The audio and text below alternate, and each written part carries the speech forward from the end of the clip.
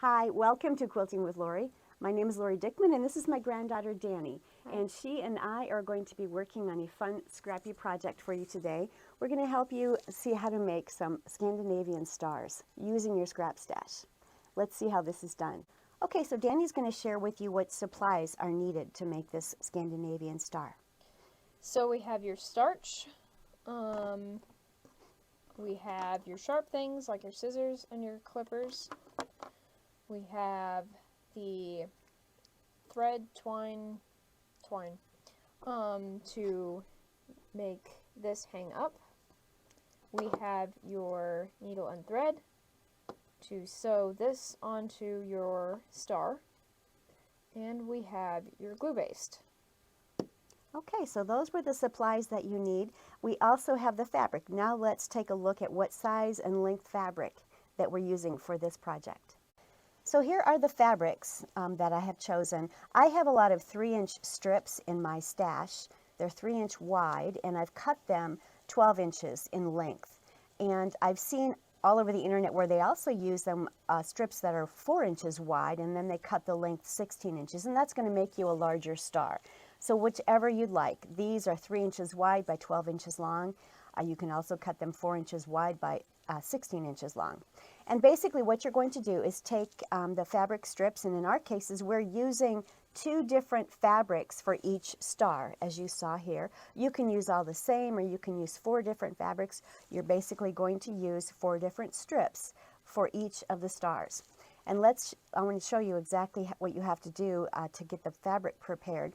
You want to starch it with something. If you do that, it just gives it a little bit more body as you're dealing with it. So I have already starched all of these pieces of fabric, and then the first thing you're going to do is fold them in half, wrong sides together, and you're going to put a nice crease in there.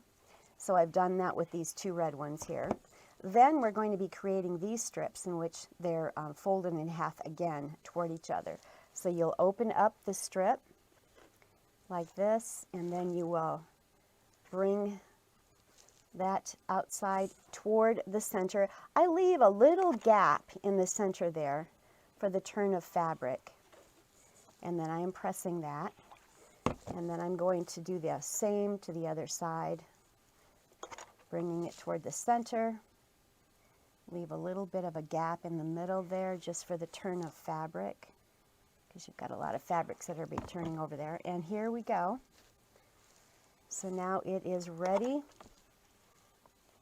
That strip is pressed and ready to go.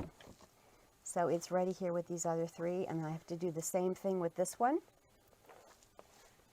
Again, I'm just going to press from the outside toward the center, leaving just a little bit of a gap, maybe a 1/16 to 1/8 of an inch in between the 2 raw edges there. There we go. And once that's pressed, pressing it one more time. All right, so now our fabric pieces are ready to go. Now let's see how this star gets put together.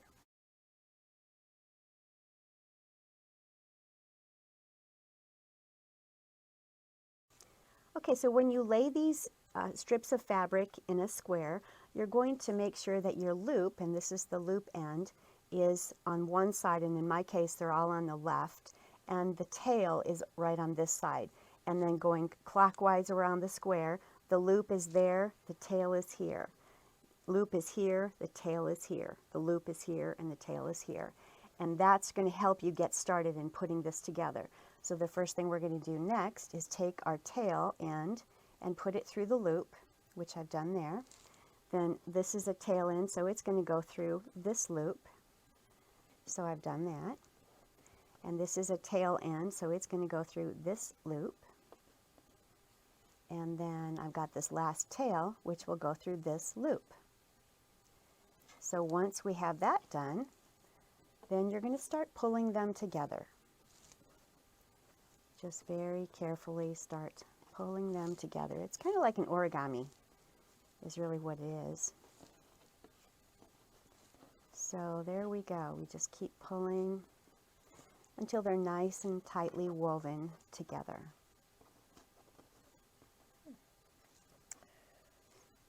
Just come apart Oh, hold I on got to it. this for you. No, I Got it? Okay.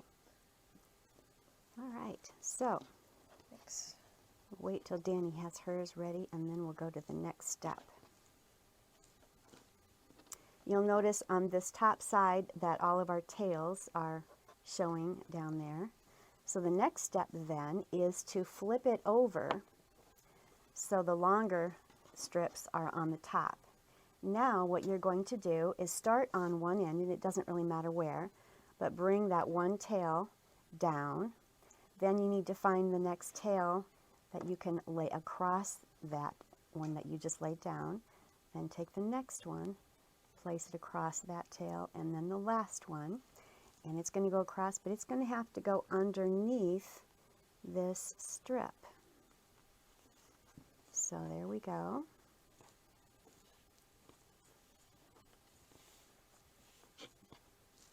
All right. And you can worry about making the tails even if you want, but you're really going to be cutting all of that off anyway, so it's not really necessary. So now you've got this beautiful folded star on both sides. So here's what we're going to do now. We're going to make the points. So now we are going to tuck the outside pieces here and create our little star points. So I'm going to take this one and lay it sideways and crease it nicely. Then I'm going to take the whole thing and flip it over, and I'm going to crease it down. I'm going to kind of leave a little gap in there again for the fold of fabric. I'm going to crease that, so now you'll see I have kind of a triangle right there. Then I'm going to fold it over, and you can see I've got a beautiful little point there. And then this fabric is going to get tucked inside of here. And you can either cut it now or tuck it in and then cut it. But I personally like to cut mine first. So I'm going to trim that away. And then I'm going to tuck this under that strip of fabric. There we go. Got the first one. If you need that, you've got that for you. Okay, now we're going to go ahead and continue creating our star points. So I'm going to fold that fabric going out this direction. I am going to flip the whole thing over. I'm going to fold it down just like that. And you'll see there's kind of a little gap right there, which is good. And you're going to flip this on top of one another to create this triangle and press it nicely. And then again, this excess fabric is going to go under this fabric. And so I'm going to trim it here.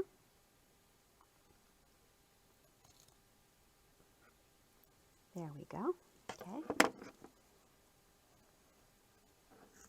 And I trim it about halfway down so that you have enough that will tuck under there and keep it. And then I like to glue mine as well, so we're going to use some glue, Mary Ellen's glue base. So you're just going to continue working your way around the star to create the points. So I'm folding it out, then I'm going to flip the whole thing over, then I'm going to fold this down to create a point and press it nicely.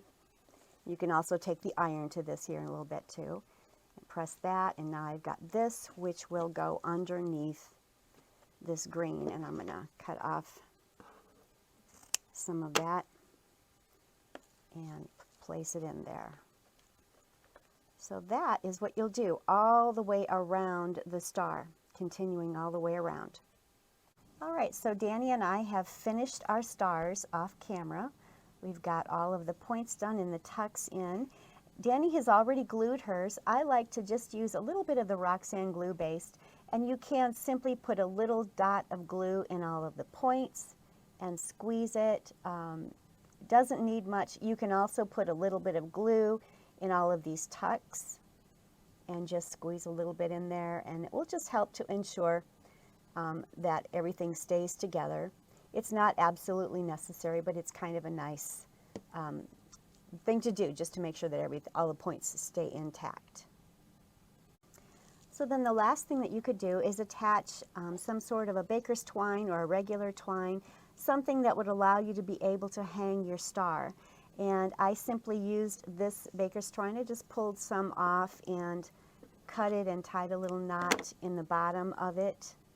And then you can actually even glue this on to the star, but I did go ahead and sew mine on. I used the needle and thread and sewed it on to these. It's any way you'd like to attach those. So now that you have fabric on your floor, thread on your table, and glue on your fingers, you have this.